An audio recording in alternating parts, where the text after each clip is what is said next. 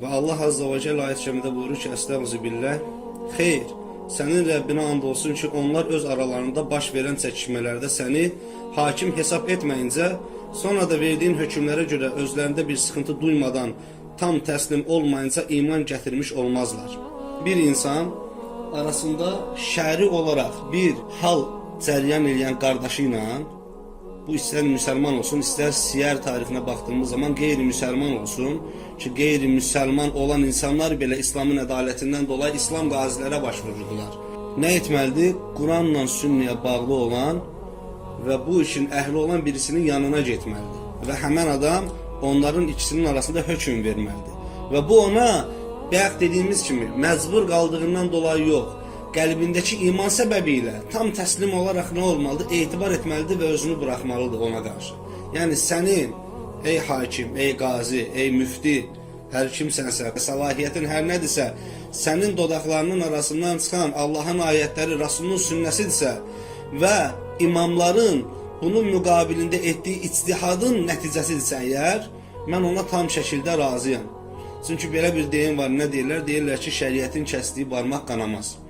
Yəni sən artıq şəriətin sənə tətbiq etdiyinə nə etməlisən? Boyun əyməlisən. Necə ki, bizdən öncəkilər Allah Subhanahu və Teala onlara kitab verdiyi təqdirdə aralarında ayəti tətbiq etmə adına nələr qoydular? Fərq qoydular. Bu zadəcan təbəqədir. Artıq buna bu ayət tətbiq olunmaz. Bu isə fuqara təbəqədəndir. Artıq bu ayət buna tətbiq olunur. Yalnız baxdığımız zaman şəriəti bizlərə öyrədən Nəbi sallallahu aleyhi və səlləmin yanına bir qadın gətirdilər, bir qız gətirdilər.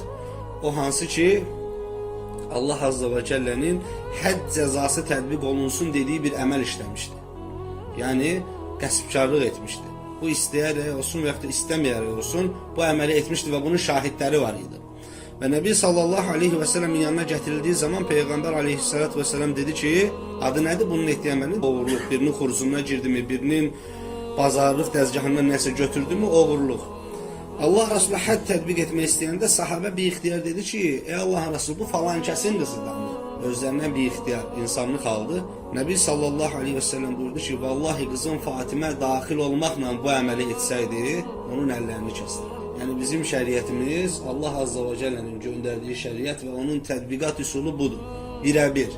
Və beləcə aranızda birisi hakim təyin edilsin, o sizə Quran sünnəni tətbiq etsin və siz də buna boyun əyin deyir Peyğəmbər sallallahu aleyhi və səlləm.